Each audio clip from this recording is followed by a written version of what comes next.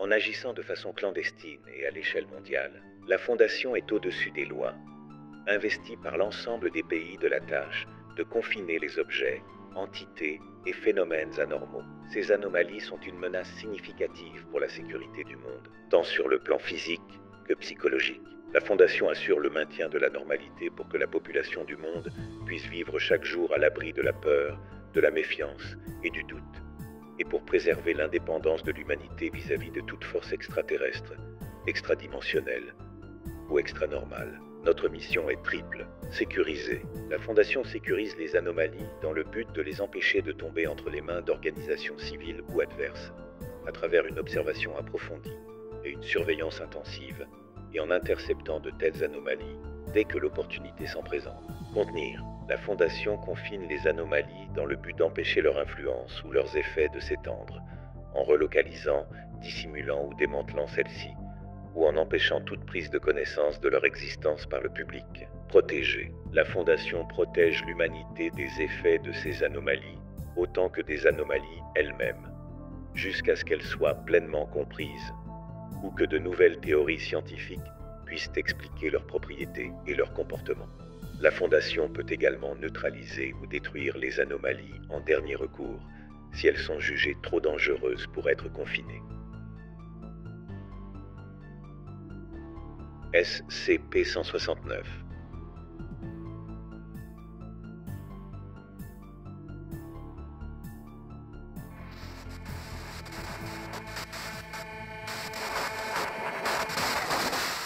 Je m'appelle Michel Renner. Officiellement, je suis analyste en géophysique rattaché à un programme de surveillance tectonique affilié à la NOAA.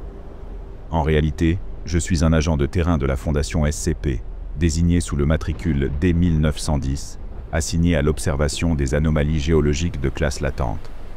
Autrement dit, mon travail est de flairer ce qui n'a pas encore été classé, repérer l'inexpliqué, et si nécessaire, l'enterrer avant que le monde s'en aperçoive. C'est dans ce cadre qu'on m'a envoyé dans le sud de l'Atlantique. Un archipel sans nom, perdu entre deux plaques, oublié des routes maritimes. On l'appelait l'île Harpwell, du nom du capitaine anglais qui y accosta au XVIIIe siècle avant de disparaître avec son équipage. Un bout de terre sec et rocheux, désert, inhospitalier. Mais il avait bougé.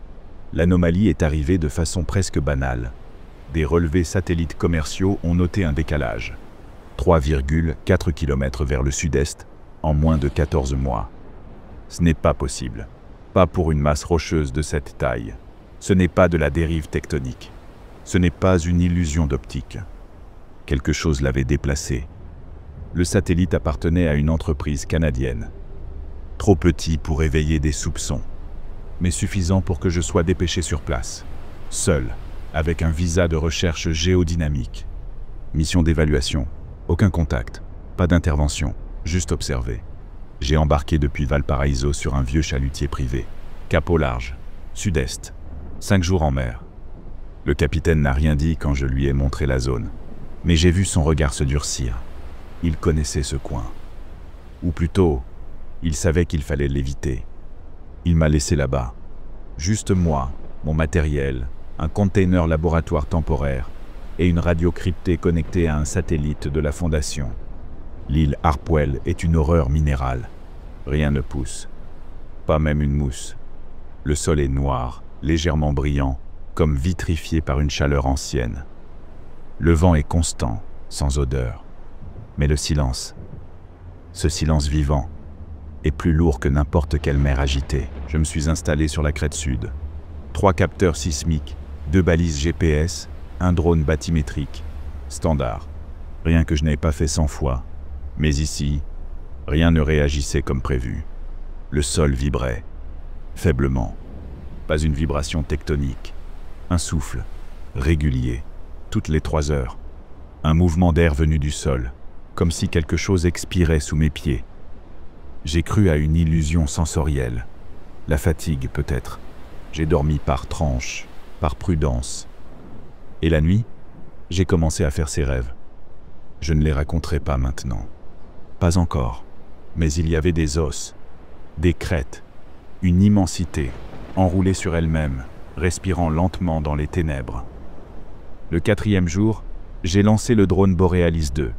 Il était équipé d'un sonar haute fréquence, capable de cartographier le fond marin à 6000 mètres.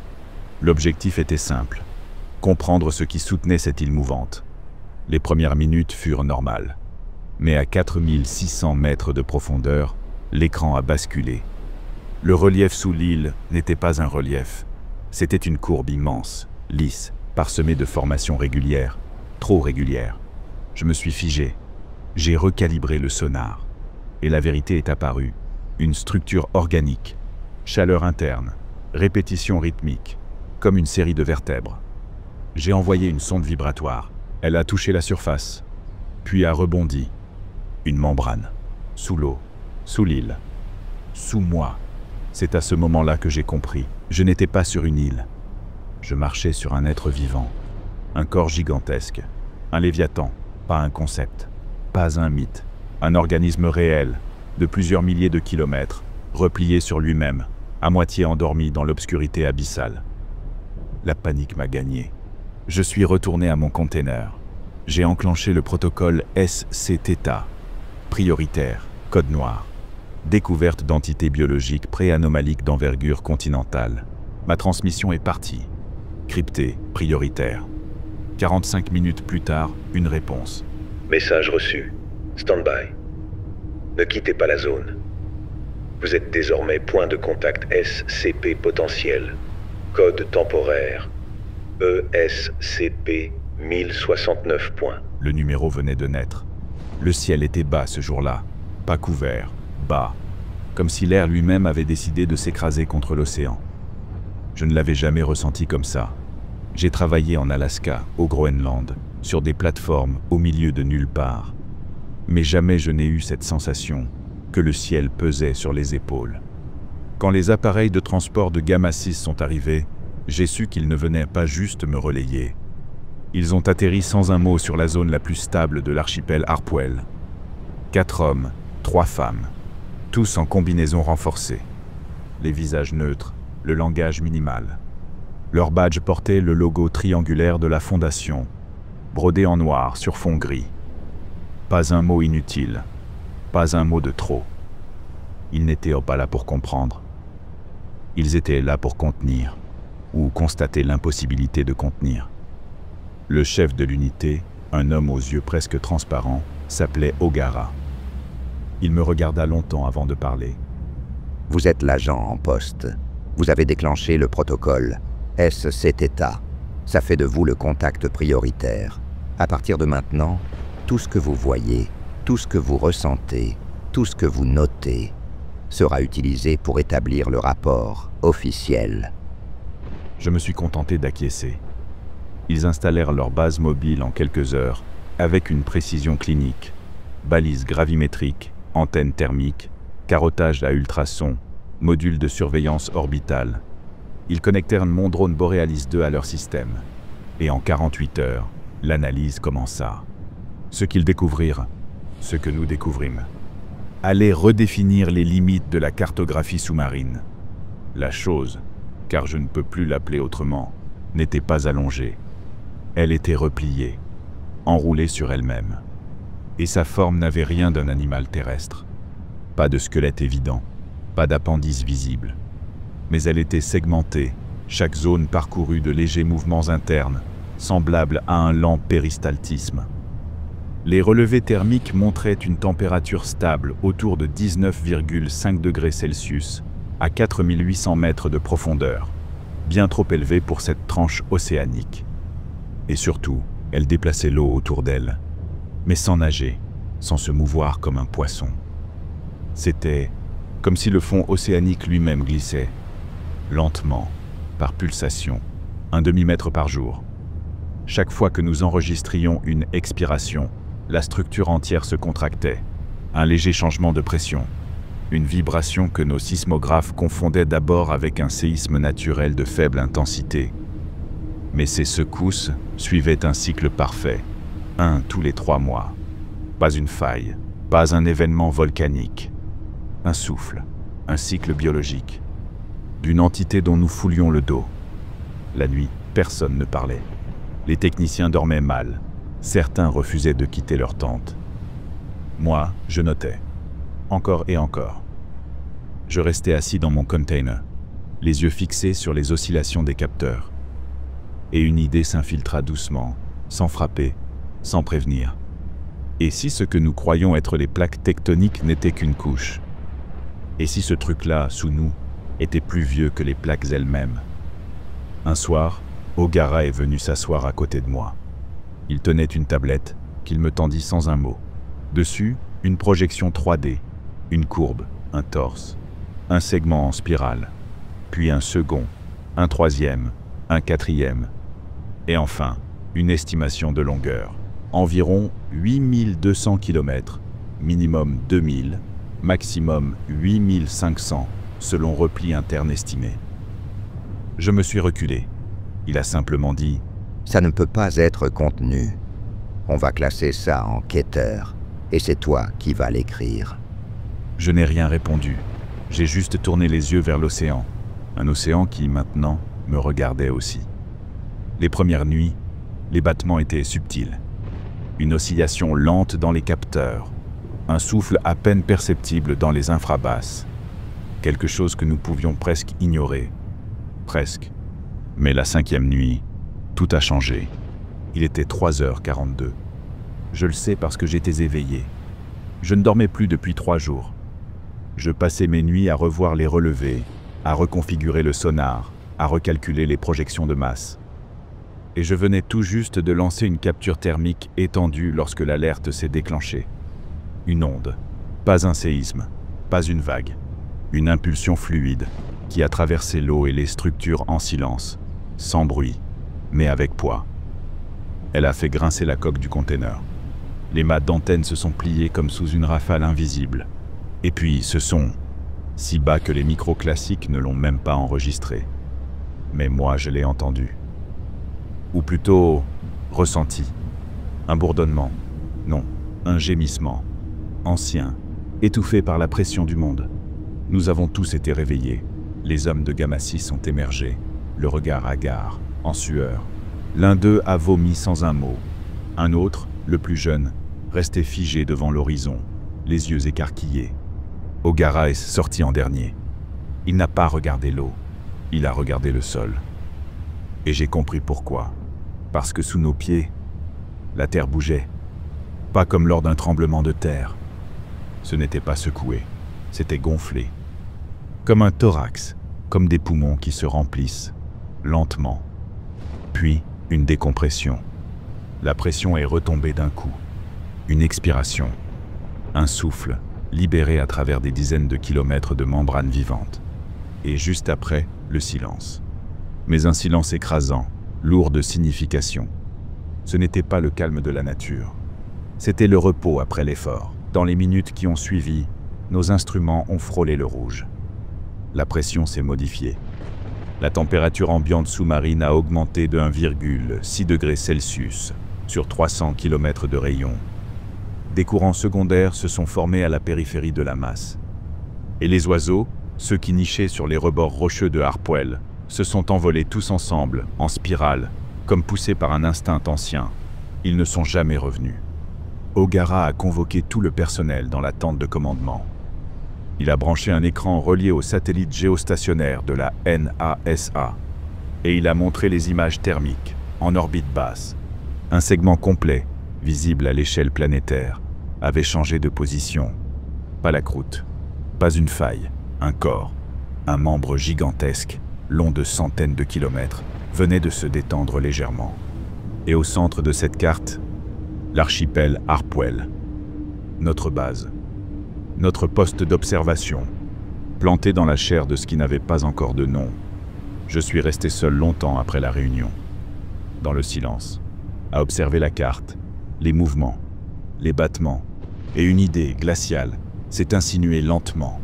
Il nous sent, il sait que nous sommes là. Ce soir-là, je n'ai pas dormi, mais j'ai rêvé. Pas d'image, pas de son, juste une sensation, une présence abyssale, tapis sous des couches de roches et d'eau. Pas hostile, pas amicale, juste immense, indifférente, mais consciente. Le lendemain, Ogara est venu me trouver. Il tenait une carte plastifiée, usée, jaunie par l'humidité. Elle datait de 1968. Sur la carte, on pouvait voir l'île Harpwell, placée 3 km plus au nord. Il me tendit le document. Voilà comment ça a commencé. C'est pour ça qu'on t'a envoyé. Maintenant, il faut qu'on l'écrive. Je lui ai demandé. Qui va le faire? Il m'a regardé. Toi, tu l'as découvert. Tu l'as senti avant nous. Ce sera ta fiche, ton numéro. Je suis monté dans le container. J'ai branché mon terminal à l'alimentation de secours. J'ai ouvert un fichier vierge étiqueté SCP-169, rédaction initiale, agent D, 1910. Et j'ai posé mes doigts sur le clavier. Mais rien ne venait. Parce que comment expliquer que le sol sur lequel tu poses les pieds n'est pas une île, pas une plaque, pas une création divine, mais une chose, une créature, un être aussi vaste qu'un continent, allongé au fond des océans, qui respire tous les 3 mois et dont l'éveil complet marquerait peut-être la fin du monde. Je suis resté un long moment devant l'écran. Le curseur clignotait, solitaire, au milieu du vide. Un rectangle blanc, trop propre, trop neutre pour contenir ce que je devais écrire. J'étais censé documenter l'existence de quelque chose d'ancestral, immense et encore en vie. Pas un événement, pas un objet, un organisme qui n'aurait jamais dû être découvert, un être si vaste qu'il déformait l'orbite de la planète. Et moi, je devais le décrire comme on classe un fossile, comme un dossier administratif, avec des mots précis, des phrases sèches, un ton neutre. Je ne savais pas par où commencer. Objet SCP-169, classe Keter, procédure de confinement spéciale. SCP-169 n'est pas contenu. Il ne peut probablement jamais être contenu. La Fondation SCP surveille ses mouvements à l'aide d'outils satellitaires, gravimétriques et océaniques, et supprime toute donnée accessible au public indiquant son existence. Toutes les images satellites montrant la structure dorsale de SCP-169 doivent être modifiées. Toute tentative civile ou scientifique visant à détecter ou étudier ces anomalies doit être stoppée. La coopération actuelle avec la NASA reste en vigueur. Je me suis arrêté là, les doigts tremblants. Parce qu'à cet instant, j'ai compris. Je suis en train de mentir. Je ne suis pas en train de confiner un monstre. Je suis en train de masquer un fait géologique fondamental. Je me suis levé. Je suis sorti quelques minutes. La mer était calme. Trop calme. Il y avait ce genre de silence particulier qu'on ne rencontre que dans les vieux bâtiments ou les grottes profondes. Un silence habité. L'île Harpwell était plus chaude. Les appareils l'avaient confirmé. Elle avait bougé de 27 cm au sud depuis la dernière mesure. Pas une île, un bout de dos. Je suis rentré. J'ai rouvert le fichier et j'ai repris. Description : SCP-169 est une entité marine massive située dans le sud de l'océan Atlantique, supposée être un arthropode géant non identifié. Son corps est enfoui dans les grands fonds océaniques, sous l'archipel Harpwell. Des relevés gravimétriques, thermiques et satellites indiquent que la créature mesure entre 2000 et 8500 km, selon les variations de repli interne. SCP-169 est en état de repos, ou de sommeil partiel, mais démontre une activité cyclique. Déplacement lent de moins d'1 km par semaine. Changement de position globaux, observés via satellite.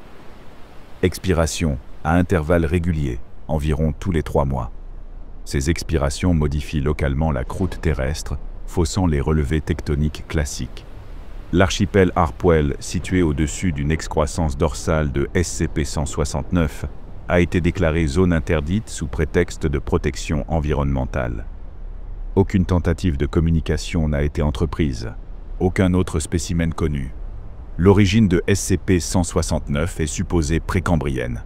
J'ai lu ça à voix haute, une fois. Et quelque chose m'a frappé. Ce n'était pas une description d'une anomalie, c'était une confession géologique. Un aveu que la planète n'est pas ce qu'on croit. J'ai rajouté, en note interne, non visible dans la version publique, note personnelle. Les implications de la découverte de SCP-169 dépassent tout cadre biologique connu.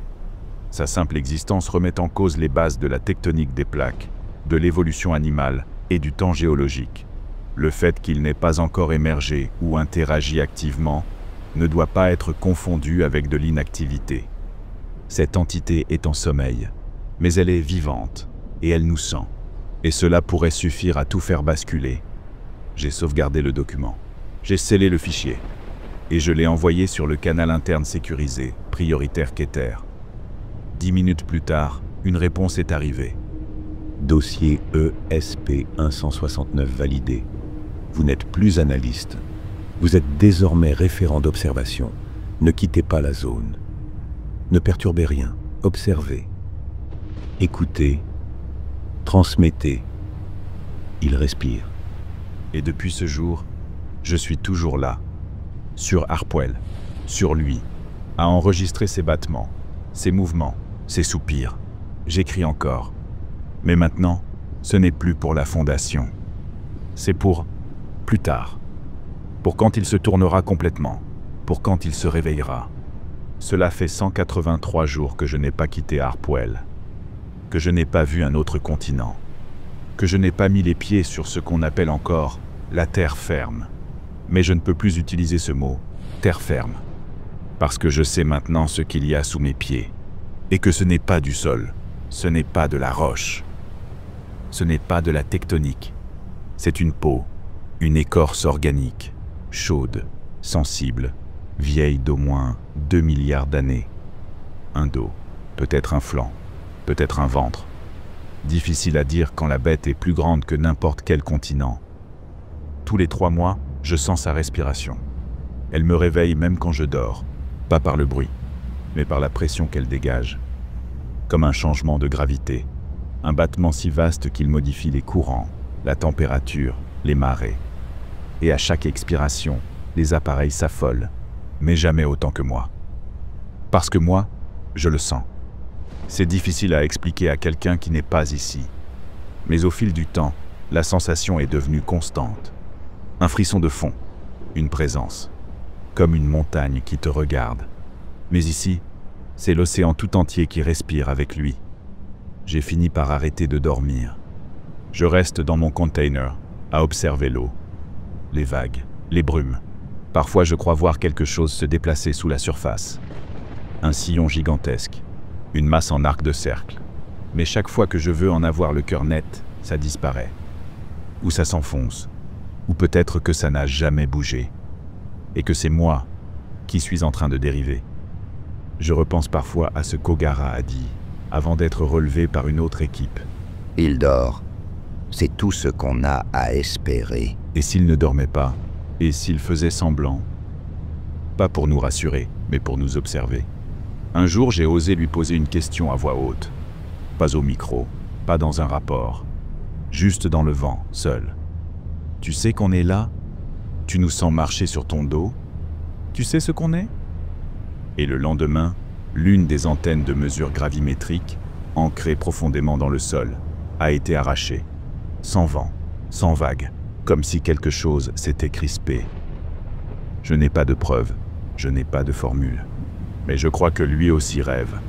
Pas comme nous, pas en images, mais en tensions internes, en pulsations millénaires, et dans ses rêves. Peut-être que nous sommes là. Des grattements, des picotements, des choses minuscules à la surface de son corps, des parasites. Et alors une autre pensée me frappe, celle qui m'empêche de respirer certains soirs. Et s'il ouvrait les yeux, pas 2 globes ronds, comme dans nos cauchemars d'enfants, mais un œil horizontal, colossal, composé de strates osseuses et de plaques calcifiées. Un œil si grand qu'on ne le verrait pas en entier. Un œil capable de nous observer tous à la fois. Et s'il comprenait ce que nous sommes? Et si, dans son silence, dans sa lenteur, dans son sommeil, il jugeait? Il attendait? J'ai demandé une relève. Elle a été refusée. Statut prioritaire, observation continue, surveillance de proximité exigée. Je suis devenu un organe de la Fondation. Un œil minuscule, posé sur une paupière gigantesque. Parfois, je pense à écrire un 2e rapport. Mais pas pour la Fondation. Un rapport pour l'après, pour le monde qui viendra quand il se lèvera. quand son dos émergera, brisant les plaques, soulevant les océans. Quand la croûte se fendra comme une peau morte, et que l'Atlantique se retirera dans son sillon, quand on comprendra, trop tard, que la planète n'a jamais été une planète, mais un être, un corps, un colosse allongé dans l'eau, dont nous ne sommes rien de plus que la poussière temporaire. Je ne sais pas s'il dort, je ne sais pas s'il rêve, mais je sais que moi je ne dors plus, et je crois que bientôt, il va bouger.